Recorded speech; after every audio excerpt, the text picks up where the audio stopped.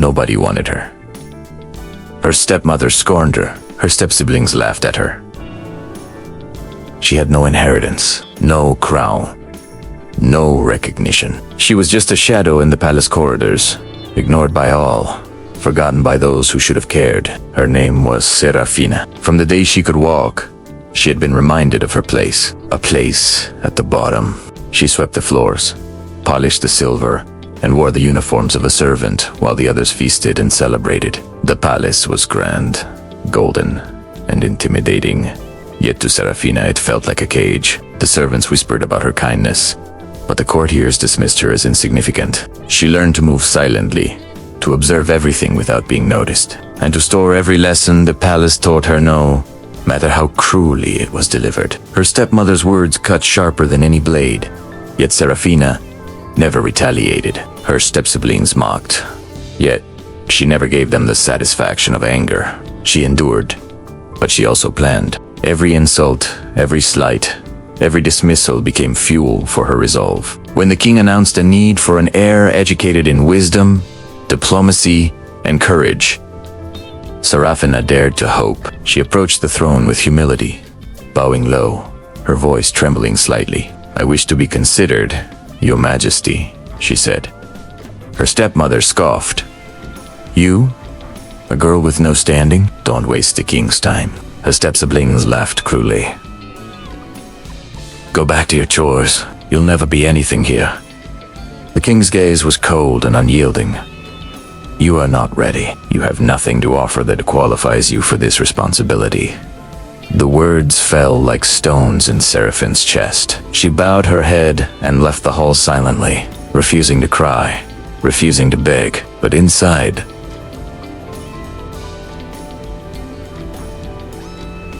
a spark ignited. "I will not be nothing," she whispered to herself as she walked out of the palace doors. The courtyard seemed endless, the sun casting long shadows across the stone, but Seraphine's gaze was fixed forward. She would leave the palace and return not as a stepdaughter, not as a servant, but as someone the kingdom could not ignore. She ventured beyond the familiar walls, traveling through towns, villages, and forests. She learned from merchants who understood trade better than any advisor in the palace. She listened to scholars who taught her about strategy, governance, and leadership. She practiced swordsmanship, not for violence, but for discipline and confidence. She discovered the value of alliances, forming friendships with those who had also been overlooked, dismissed, or underestimated. Each step of her journey sharpened her mind and strengthened her resolve. Years passed, but she did not forget the palace, the king, or the humiliation she had endured. She kept every lesson, every observation,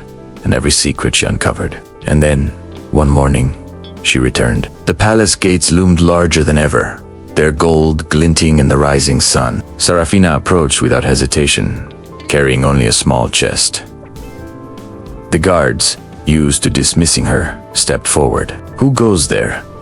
one demanded, frowning. "I am Serafina," she said calmly, "and I have returned." The guards froze, uncertain. Something about her presence, her posture, her confidence, the quiet authority made them pause. Whispers spread across the courtyard like wildfire. "Is that her? Could it be the stepdaughter?" Inside the palace, the king had been informed of her return. He looked down from his throne, older, cautious, yet curious. "And who are you?" he asked, his voice firm but tinged with intrigue.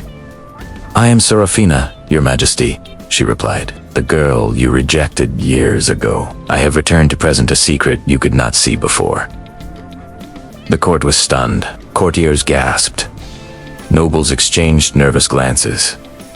Her stepmother paled. Her step-siblings' mouths fell open. Serafina opened the chest and revealed documents, maps, and plans, proof of her travels, alliances, and knowledge acquired beyond the palace walls. She spoke with clarity and calm authority. "This kingdom has been guided by pride, fear, and disregard for the people," she said. "I have observed the world beyond these walls, and I have gathered knowledge and alliances that can make the kingdom stronger, fairer, and prosperous for all." The king leaned forward, his eyes scanning the evidence she laid before him. "You dare show me this?" he asked, trying to mask his astonishment with authority. "I do not dare, Your Majesty," Serafina said softly. "I present what is true, what is possible, and what has been ignored. The choice to act is yours." The room was silent. The courtiers were struck speechless. Her step-siblings, who had laughed at her before, now stared with disbelief. Her stepmother's expression softened into something unrecognizable: humility and regret. Serafina did not seek revenge. She sought justice, not just for herself, but for everyone who had been dismissed and overlooked. Over the next days, she worked tirelessly with the king. Policies were revised, trade strengthened, and the welfare of the people prioritized. Her insight impressed advisors and scholars alike. She became a symbol of intelligence, courage, and resilience. Word of her return and achievements spread quickly, reaching faraway lands. Allies sought her guidance, and foreign rulers respected her wisdom. Seraphine's influence grew steadily, not through birthright, but through merit, courage, and action. The girl nobody loved became the most powerful princess the kingdom had ever seen. Her step-siblings learned humility and respect. Her stepmother learned kindness and fairness. The king, who had once dismissed her, now relied on her counsel and marveled at her abilities. She taught the palace a lesson no crown or sword could enforce. True power comes from heart, mind, and courage, not just heritage. The people adored her. They saw her as one of their own, someone who understood hardship, who valued truth, and who acted for justice. She inspired other young girls across the kingdom to believe in themselves. Seraphine's journey became a story told for generations, a story of rejection, resilience, and ultimate triumph. She reminded the world that those overlooked are often the ones who carry the greatest strength. Her voice, once ignored, became the guiding light of the kingdom. She transformed a palace of pride and indifference into a place of fairness and wisdom. Her legacy was not measured in gold or titles, but in the change she brought to people's lives. She did not take revenge. She took what she had earned: respect, influence, and the ability to shape her world. The king never underestimated her again. The courtiers learned to value insight over status. The people saw that courage and intelligence matter more than birthright. Serafina became a legend, not just a princess, but a symbol of hope and power born from adversity. The kingdom thrived under her influence. Trade flourished, alliances strengthened, and the people's lives improved.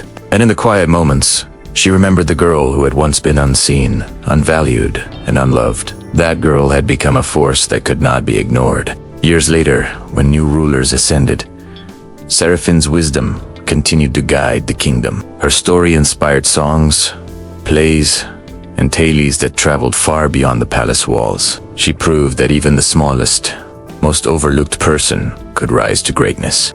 Her stepmother and step-siblings never mocked her again. Instead, they learned from her and even sought her guidance in moments of uncertainty. The palace, once a place of fear and indifference, became a place of opportunity, fairness, and inspiration.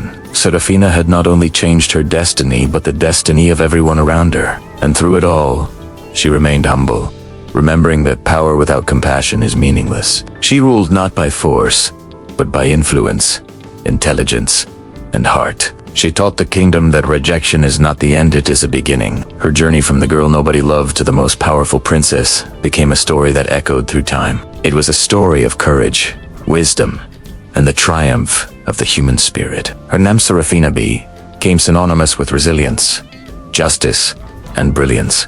And though she wore a crown, her greatest power lay in her mind, her heart, and her unwavering courage. The palace learned what she already knew. True greatness does not depend on love or approval. It depends on perseverance, vision, and the courage to rise above rejection. Ibn Takin, once her dismissive judge, acknowledged her as an equal, a guide, and a treasure of the kingdom. The girl nobody loved had not only survived, she had flourished. And in doing so, she became immortal in the hearts of the people, remembered forever as the princess who turned rejection into unmatched power. Her story was proof that the overlooked, underestimated, and ignored could become the greatest of all. She smiled quietly in the throne room, remembering every struggle, every insult, every moment of doubt. Each one had been a step leading her to this triumph, and the kingdom, forever changed by her courage, celebrated the princess who had once been invisible. If Seraphine's story inspired you, Like. This video, comment below who in your life reminds you of. Don't forget to subscribe for more emotional and cinematic stories about courage, power, and transformation. Share this story with someone who needs to hear that rejection is never the end. It's only the beginning, because sometimes the girl nobody loved becomes the one everyone remembers.